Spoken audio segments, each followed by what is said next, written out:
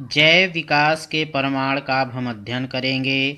जैसा कि हम जानते हैं कि जैव विकास धीमी गति से होने वाला वह क्रमिक परिवर्तन है जिसके परिणाम स्वरूप पूर्व काल के सरल संरचना वाले निम्न कोटि के प्राणियों से आधुनिक जटिल एवं उच्च कोटि के प्राणियों का उद्विकास हुआ है, अर्थात सरल जीवों से जटिल जीवों का विकास।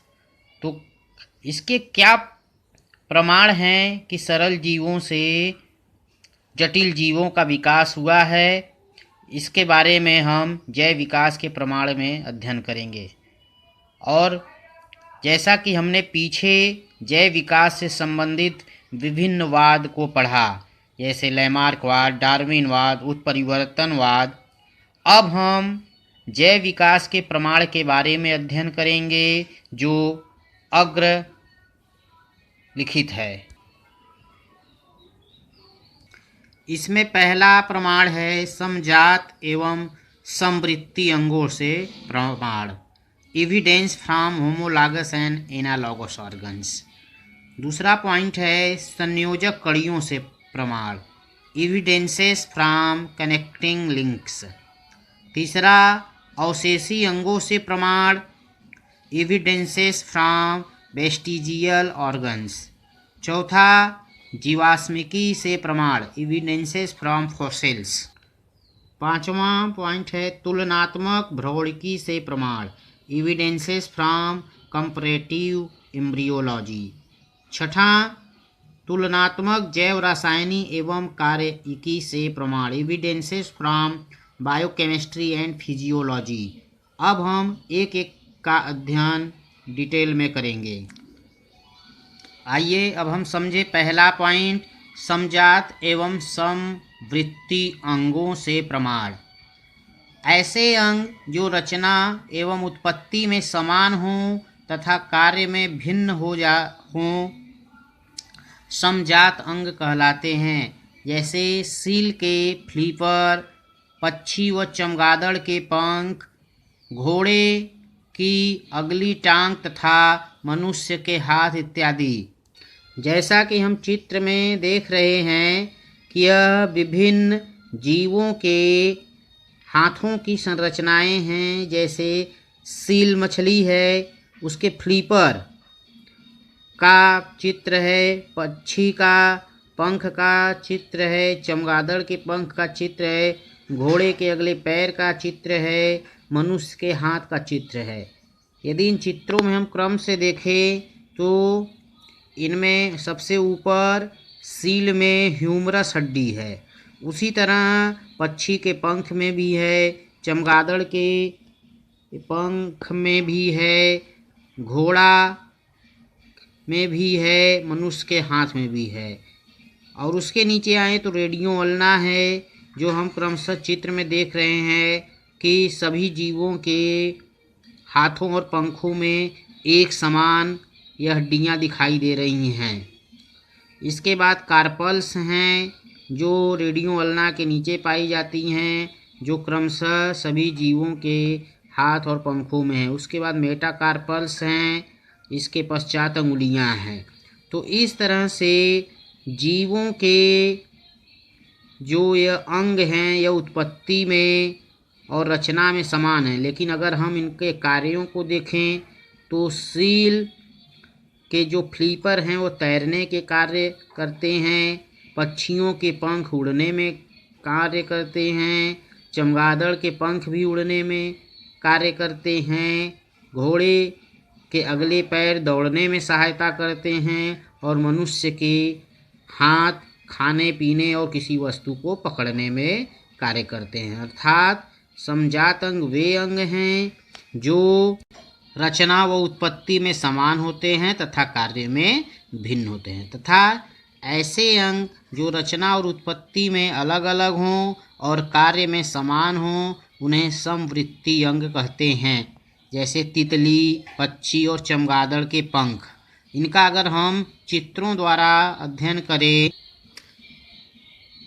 तो देखेंगे कि जो ड्रैगन फ्लाई है उनके पंख, पक्षी के पंख चमगादड़ के पंख, इनके कार्य तो समान है उड़ने का, लेकिन अगर इनके पंखों की संरचनाएं देखें तो इनकी संरचनाएं अलग अलग है। अर्थात इनकी जो उत्पत्ति हुई है वह और रचना जो है वह अलग अलग है, लेकिन इनके कार्य समान है। अतः ऐसे अंगों को हम समवृत्तीय अंग कहते हैं।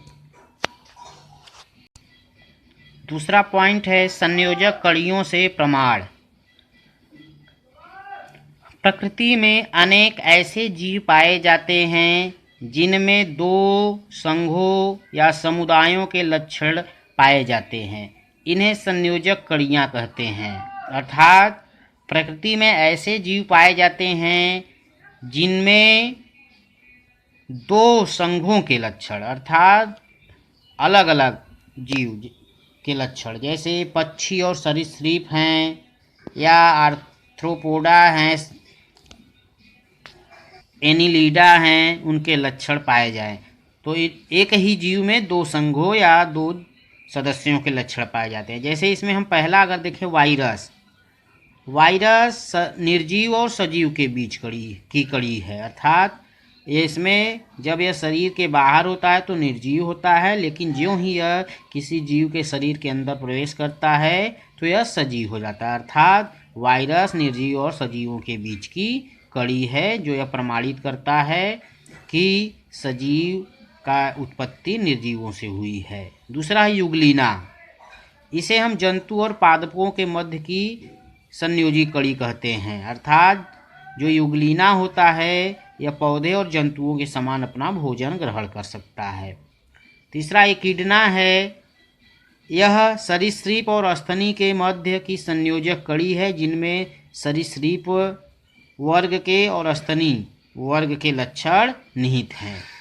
चौथा है आर्कियोप्टेरिस। एक जीवाश्म पक्षी है जो इस समय जो है विलुप्त हो गया है, समाप्त हो गया, केवल इसका जीवाश्म ही पाया जाता है। यह सरीसृप और पक्षी के मध्य की संयोजक कड़ी है, अर्थात इसमें सरीसृप और पक्षी वर्ग के लक्षण निहित हैं। अगला है अवशेषी अंगों से प्रमाण। जीवों के शरीर में कुछ ऐसे अंग पाए जाते हैं जिनकी कोई उपयोगिता नहीं होती है। ऐसे अंगों को अवशेषी अंग कहते हैं।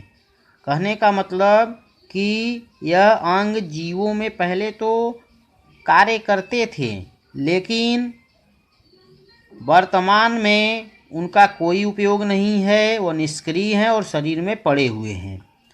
इनकी उपस्थिति से प्रमाणित होता है कि ये अंग किसी न किसी समय जंतुओं के पूर्वजों में उपयोगी रहे होंगे।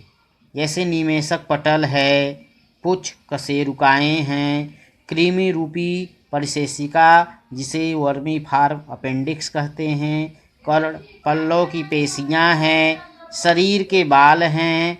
इसी तरह जीवों के शरीर में बहुत से अवशेषी अंग पाए जाते हैं, जो यह प्रमाणित करते हैं कि यह हमारे पूर्वजों में या जीवों के पूर्वजों में पाए जाते थे।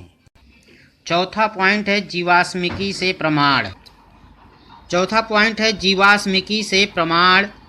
जीवाश्मों के अध्ययन से ज्ञात होता है कि अकशेरुकी जंतुओं से कशेरुकी जंतुओं का विकास हुआ है। जैसे आर्कियोप्टेरिस पक्षी के जीवाश्म में सरीसृप व पक्षियों के लक्षण पाए जाते हैं। इससे यह प्रमाणित होता है कि पक्षियों की उत्पत्ति सरीसृपों से हुई है। पांचवा पॉइंट है तुलनात्मक भ्रौणिकी से प्रमाण।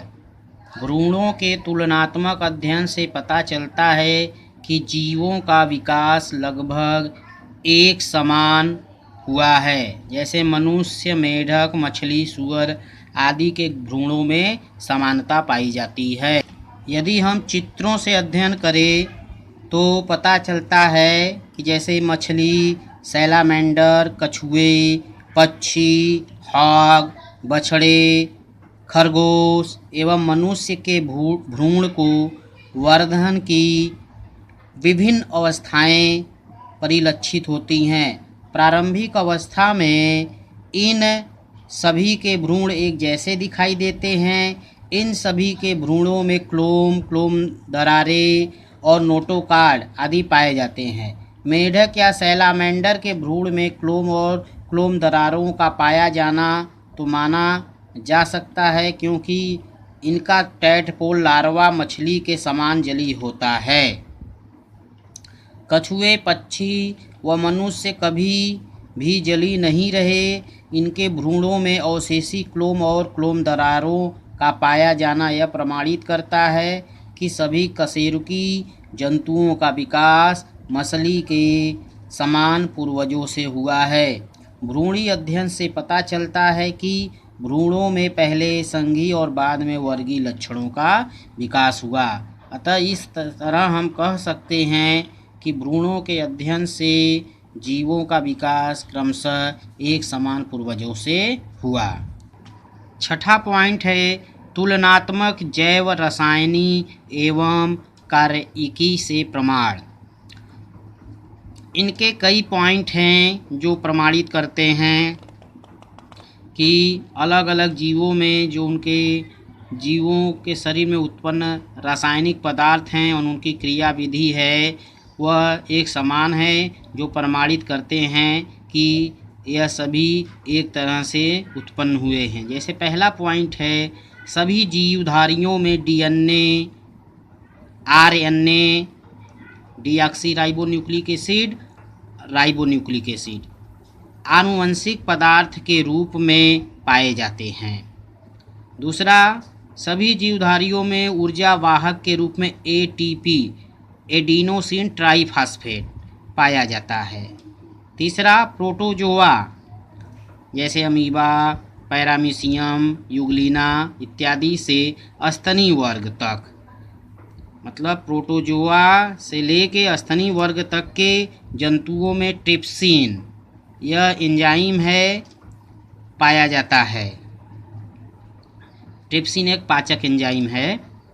चौथा पॉइंट है सभी जीवधारियों में श्वसन विकर साइटोक्रोम सी पाया जाता है। जैव विकास के साथ साथ इसकी जटिलता बढ़ती जाती है। इस तरह से इन सभी प्रमाणों से पता चलता है कि जैव अर्थात जीवों का विकास सरल जीवों से होता हुआ क्रमशः जटिल जीवों तक गया है। अर्थात जैव विकास सरल जीवों से जटिल जीवों का क्रमिक विकास है।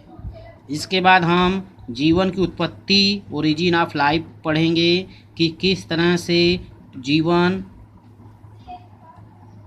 की उत्पत्ति हुई, पृथ्वी का निर्माण हुआ। तब तक अगले वीडियो के लिए आप देखते रहिए। धन्यवाद।